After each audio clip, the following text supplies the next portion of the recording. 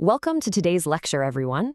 I'm your host, and today we're diving into a genuinely fascinating area of study, forensic economics. Go ahead and settle into your seats because we're going to unpack a brilliant paper by University of Chicago economist Luis R. Martinez. It's a study that asks a very bold question about global economics, political regimes, and honestly, the very nature of truth. This is going to be a truly eye-opening session of our Explainer series that will completely change how you look at global economic rankings. Let's kick things off with a little Socratic thought experiment. How much should we really trust a dictator's GDP estimates? GDP, or gross domestic product, is essentially the ultimate report card for a nation's economic performance. But what happens when the government in power is allowed to grade its own economic homework with zero outside oversight? If your political survival or your entire regime's legitimacy depends on looking like an absolute genius to your citizens and to the rest of the world, well, the temptation to fudge those numbers is going to be enormous. Here is our syllabus for today's explainer. 1. The GDP measurement problem. 2. Nightlights as hard data. 3. The autocracy gradient. 4. Why autocracies inflate numbers.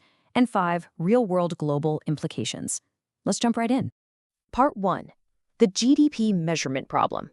It's an open secret in political economy that the state of the economy is a massive driver of political turnover. You know the famous saying, it's the economy's stupid. Because of that, the incentive to exaggerate economic performance is ever present for pretty much any leader. But there's a critical difference between regimes here. A well-functioning democracy has a system of checks and balances, right? You have a free press, independent judiciaries, and a political opposition just waiting to scrutinize the data. Highly authoritarian regimes largely lack those restraints. The state controls the economy and the narrative about the economy. So to catch a country cooking its books, economists need a way to compare two vastly different types of data. First, you have what we call soft data. That's the government-reported GDP. It relies on internal surveys and public expenditure reports, making it highly vulnerable to state manipulation.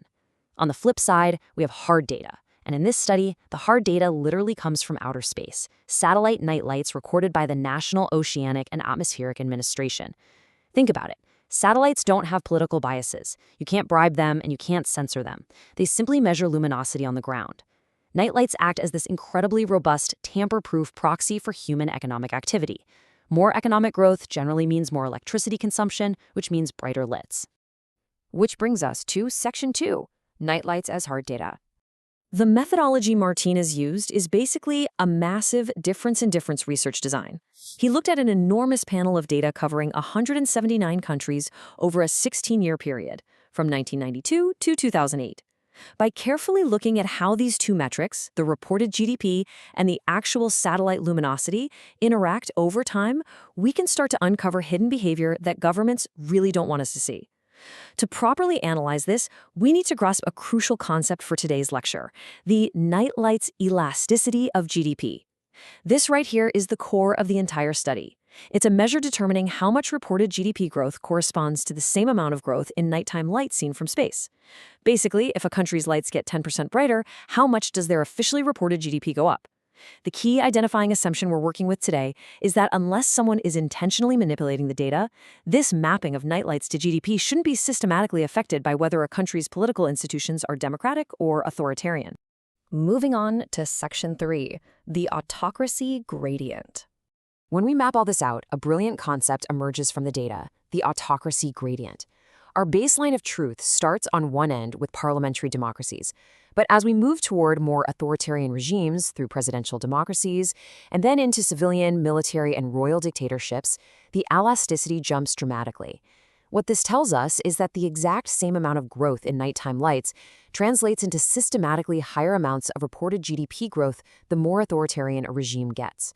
And the researcher rigorously controlled for things like urbanization, agriculture, statistical capacity, and electrification. None of those factors explain this jump.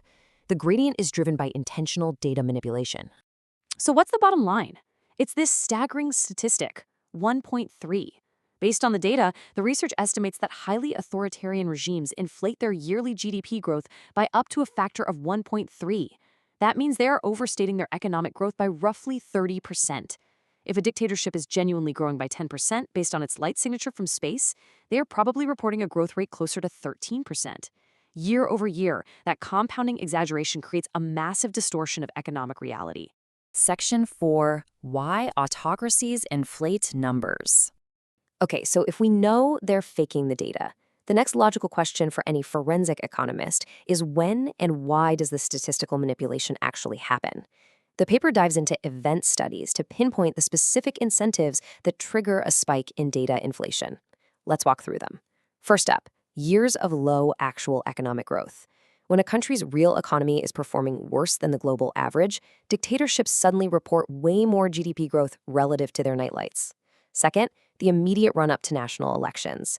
Because yes, even dictators hold sham elections, and they juice the stats right before people vote to create an illusion of prosperity. And third, they heavily manipulate metrics with low third-party verification. Remember, GDP is made up of different components. Exports and private consumption, those are rarely manipulated because they involve outside verification from trade partners and household surveys. But government expenditure and state investment, the government is the sole source for those numbers, and that is exactly where the autocracy gradient is concentrated. This builds up to one more incredible test of economic incentives, the IDA threshold.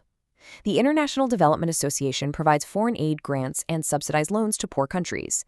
But there's a catch, a specific gross national income threshold. Once a country gets rich enough to cross that GNI limit, they become completely ineligible for that sweet subsidized foreign aid. It is incredibly fascinating to see the exact moment regimes decide to start cooking the books. If you look at the timeline around crossing that foreign aid threshold, the behavior is wild. When autocratic countries are poor and receiving IDA aid, they actually don't exaggerate their GDP. Why? Because looking poor keeps the free money flowing.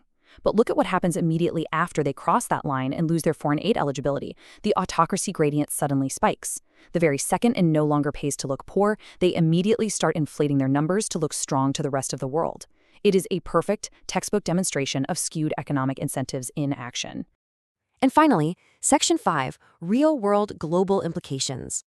You might be sitting there in class asking, so what? Why does a 30% yearly exaggeration actually matter?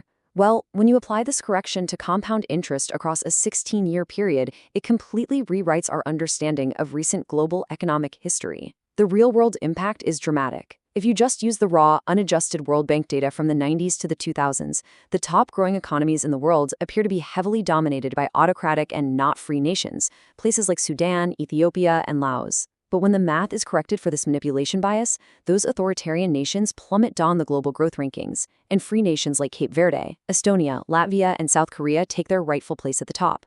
Even at the very highest levels, highly autocratic nations like China and Myanmar see their adjusted aggregate growth drop drastically, shrinking their supposed economic miracles significantly. The corrected data reveals that free democracies are far more economically dominant than the raw numbers would have you believe.